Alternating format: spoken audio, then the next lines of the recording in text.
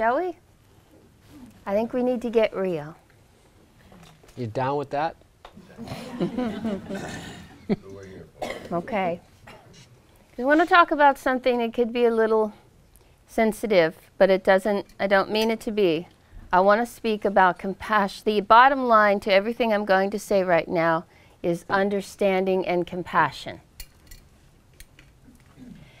All the great ones tell us. Stay out of judgment. Right? How do you do that? Well, let's look at it, all right? Let's look at something. Let's use a real life situation. I'll let everybody get settled.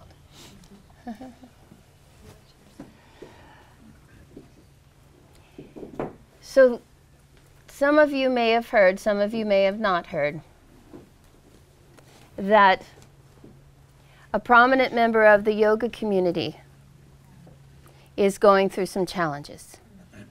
All right? I want to address this because because it can give us huge understanding, all right? Compassion. Right? I wasn't going to name names, but I might. Well, maybe I won't name names per se, because it's not about the person, it's about the name. So the founder of Anusara Yoga has stepped down because of some personal challenges that look like being out of integrity. And the reason that I'm talking about this is because many of us could look at this and say, how can this happen? This isn't supposed to happen. This was a leader, this was a spiritual teacher, or this, whatever you considered this to be. And you know, we've had a rash of it in politics, right? How many people, right? Now someone says, oh, so-and-so's had a child out of wedlock, and blah, blah, blah. You say, oh yeah, well, okay, what next? What's for dinner? But you know, for those of us who are yogis, this is really important. Let's understand the process of what a soul goes through to reach perfection. All right? Now, in the Eastern tradition, it's beautifully laid out, eightfold path. It starts with yama, niyama, the do's and the don'ts. And you know, it's funny, when we teach the yamas and niyamas, it's kind of like, oh yeah, okay, don't steal, don't kill, don't hoard, you know, moderation, yeah, whatever. But you know, these two foundational energies is what everything else is built on. Then we go to asana, right? And then asana, it's supposed to be having enough control of the body that you can sit still and begin the next path. But you know, many, many, many incarnations are spent in perfecting patience and non-judgment and compassion, right? Faith. Then we get a little control of the body. Then we think, oh, you know, maybe I should change my diet. Nah, maybe I should exercise. Then after that, for those of you who are familiar with the Eightfold Path, we get into life force control.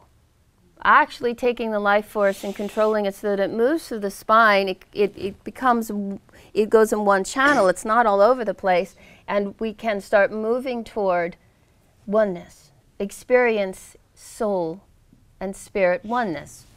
That's what this is about, Radha Krishna. The soul is Radha, Krishna represents all that is.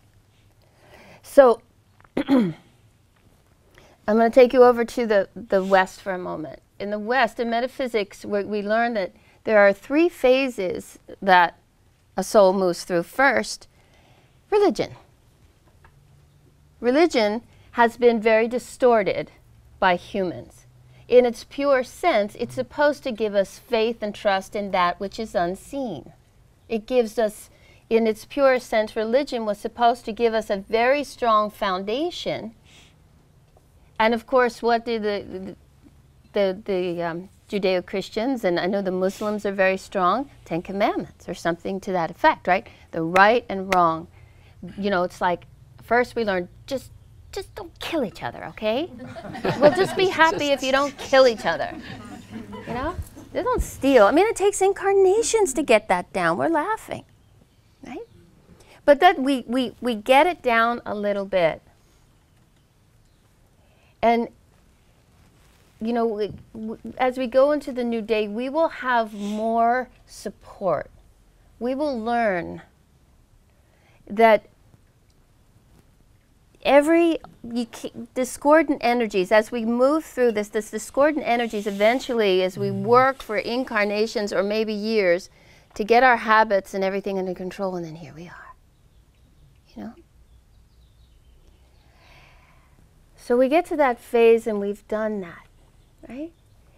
We've got an experience of the divine. We have an experience where we realize that we're one with Spirit.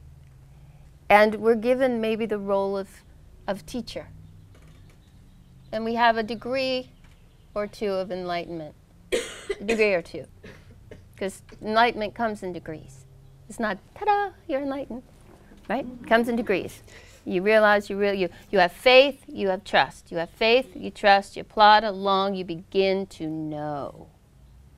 You begin from knowing to experience. From experience, you say, okay, I'm going to share it. I've gotten out of the woods, I'm going to share it. Great. Then, and this takes, you know, we're not just monks and nuns and, you know, renunciants. We do this as accountants, we do this as politicians, we do this as maids, we do this, you know, whatever occupation. It's all honing. Looking at everything in our life as an experience for love and to trust and have faith, right? We get a little bit of power. We get a little bit of self-control, meaning power, meaning, you know, got a little control here. We're building our mental strength. Get some genius in one area or another. Get a little emotional power. We've got the energy of our emotional bodies behind the thought. We can manifest. We become manifestors. Then, and remember this whole time, because those of you who have heard me talk about it, I always talk about the higher, because I know that our life is guided constantly by the great ones, right? So then the great ones are saying, great, this person's doing just fine. Let's test their resolve. And that person gets in a position of power, of influence. And of course, then that opens you up, right? What happens when you know, anybody in here that has a lot of money? Well, money can buy you anything you want, including harmful substances and a lifestyle that's, you know, money doesn't have to do that, but you can pretty have much anything when you have money. And people are attracted to money, right? So they'll sell it, you know, hang out with me. I like your money. I like your power. I like your consciousness. You know, I think monastics in Yogananda's ashram, you were never allowed to go out alone. He was smart because they had to go in pairs, because people are attracted to the light. And they were the easy part of it. If I have sex with you and you have light, I get light. It doesn't work that way. But that's what we think. I want to be close to you. I wish my husband, I wish my wife had that much light. So if I'm intimate with you, I get your light. So you see, when we are in that position, it's really, we are all going to be or have been in that position. Do you understand? Where we will be tested. How strong is, how deep does it go? Do we talk it or are we living it? And I guarantee you, this person that is going through this time, you know, he's going through it, and he's going through it in front of millions of yogis. I guarantee you, he's in a lot of pain right now. And that he realizes all of a sudden, smack, you know, he was probably able to get into a certain kind of denial because he had a whole entourage of people helping him in his denial. Now all of a sudden, the curtain's ripped off and he's there naked. He's a real yogi. He knows what happens now. And he's in pain. And I don't know about you, but I have the utmost of compassion for anyone going through that situation. Because I'm either going to go through it myself or I've been through it. And you know what, I'll tell you a secret, I've been through it. Not in this lifetime, but in a previous lifetime. I know I have. I knew I slipped and fell. And I'm real careful this lifetime. Too much so. Too much so. So, you know, Christ said, judge ye not. I'm just throwing it out there. I'm just throwing it out there. When you read, if you don't know, if you come across this, and then people are going to put it all in a pile, right? Oh, yoga's bunk and it's just full of charlatans and all that sort of thing. We got to stay strong. And we got to embrace our brother and say, but for the grace of God, there goes I. This soul had great intentions, slipped and fell, but if he can look into our eyes and we say, you know what, we believe in you, get back up again. You do your best. You know, we had a yogi like that came to the soul. He actually was taken down in a sex scandal. I'm not going to mention who he was, but he was very, very well known and had done some very big work, even to the point of establishing a community. And he had also indulged and was shamed, pulled out of the limelight. But you know what? I love this guy because he said, I admit my mistake, and I'm going to get back up again in all humility, and I know that a lot of people are not going to believe me, but if I purify my motives, my actions, if I start all over again, at least, you know, he decided he's not going to hide and run away and go. He just said, you know what? I'm going to come. And he came to the studio, and he was beautiful. He had made, and it was only a period maybe of 8-10 years, he made a complete circle, and we're pretty good at reading vibration. His was nice and steady. And we were like, oh, God bless you. That's, you know. So let's not lose heart in our yoga community. Let's not lose heart in someone. If you've ever done Anusara, it's a beautiful practice. It's a beautiful practice, and I'm glad that he brought it. It's a child of Iyengar, which is a very beautiful practice. And so just one last thing. You know, there's a lot of, and I'm going to just give it a name. There's been a lot of scandals with priests, right? And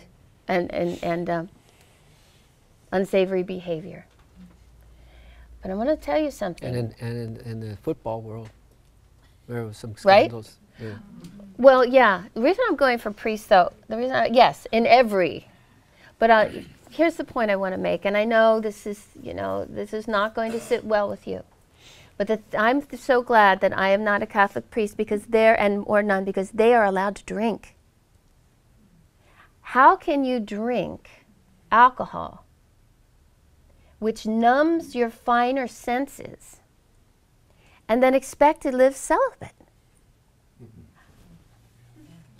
How do you don't drink and expect to live celibate?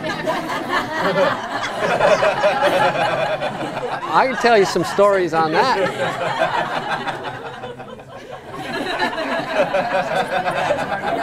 I mean, either way, it's difficult.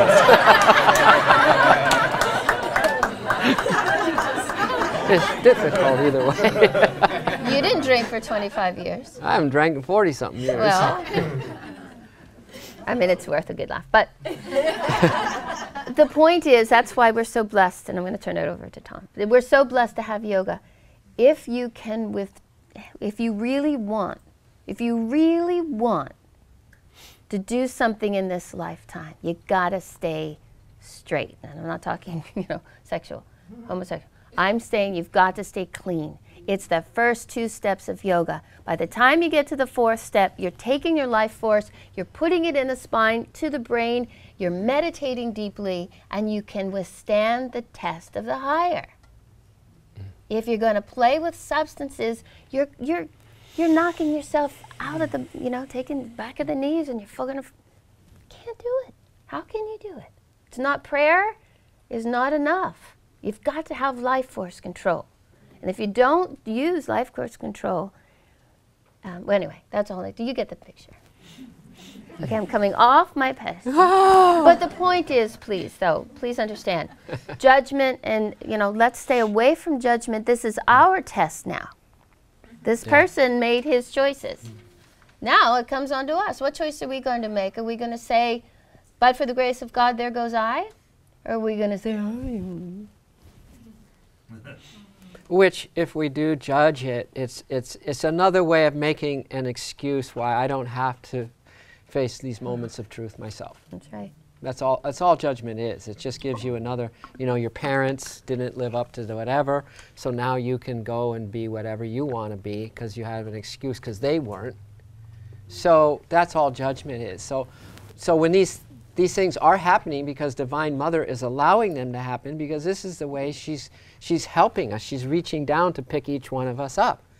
Whether we fall or whether we're steady or whether we're somewhere in between, whether we're indifferent or whether we're devotional. We're all getting the same treatment by the one same divine love.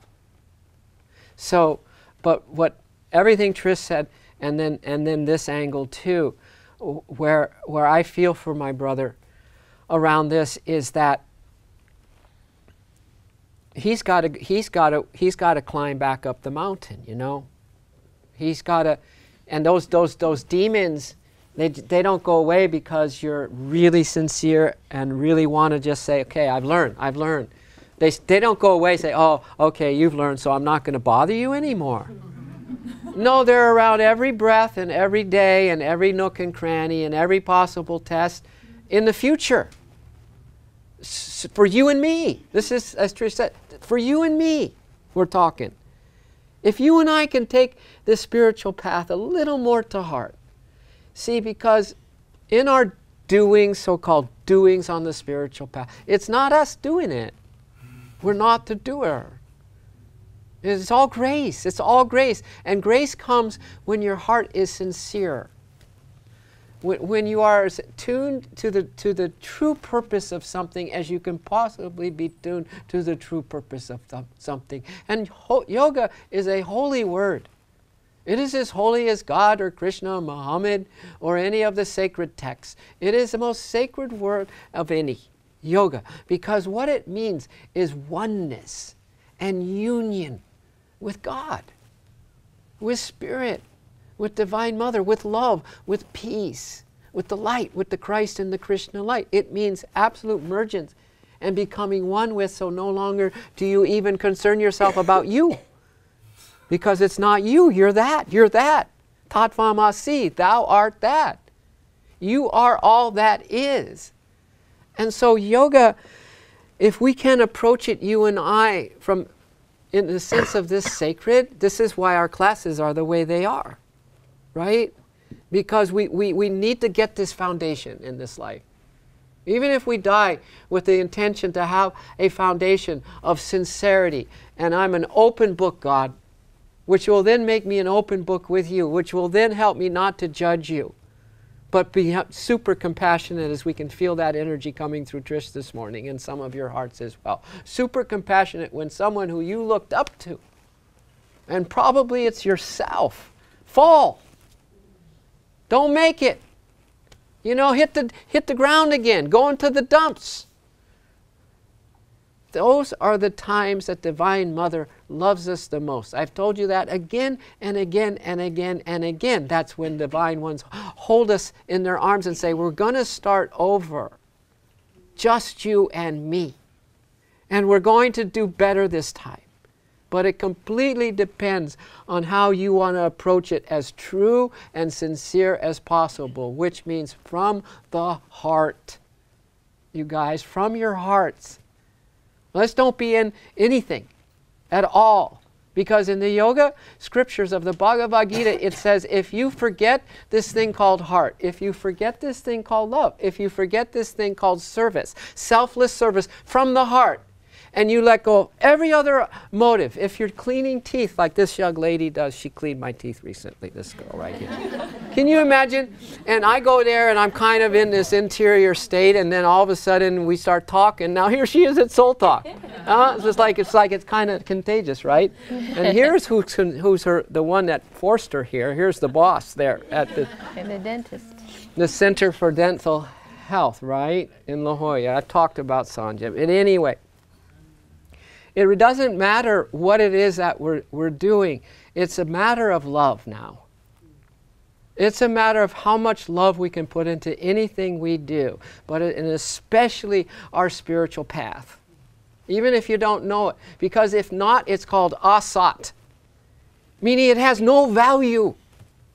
You guys, if ever you feel like a little undervalued, like you don't really feel like people value you, is because we're not putting love into what we do. Because love is the only thing that's going to help you feel value. Right? And when we don't, our service, no matter how great we be, our overcoming to get to some point where now God is saying, now I want to let you shine. I want you to be an example for our brothers and sisters on the planet. So I'm going to give you some position. Trust me, in the Order of Self-Realization Fellowship, I'm working too on Tricia of past lives of blowing it. And I promise you, every one of you are too. We're just working here, you and I, holding each other's hand, breathing a lifeline of spirit, and praying every day on our knees in complete humility. Help me, God, that I can stay straight this time around. Right? But if we're not putting love into it, it has no value. Your existence will seem like it has no value. This is very clear in the Bhagavad Gita. So what my learning is from hearing about this is to secure myself even more in these values that I've lived my life by. To secure myself even more, to protect myself even more.